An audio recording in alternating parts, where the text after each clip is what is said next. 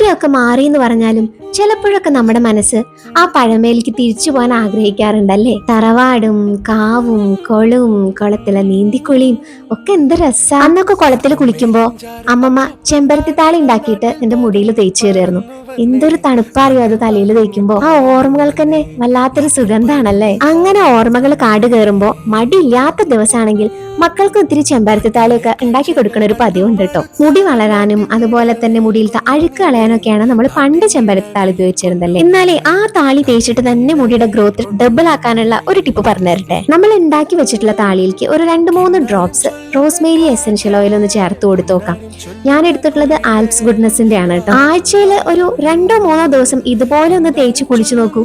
നമുക്കറിയാം നമ്മളുടെ മുടി എങ്ങനെ വളരുന്നു എന്നുള്ളത്. ഇനിയിപ്പൊ താളിയൊക്കെ ഉണ്ടാക്കിയിട്ട് വേണ്ടേ എന്ന് ആലോചിക്കുന്നവർക്കും ഒരു സൂത്രപ്പണിയൊക്കെ ഉണ്ട് കേട്ടോ.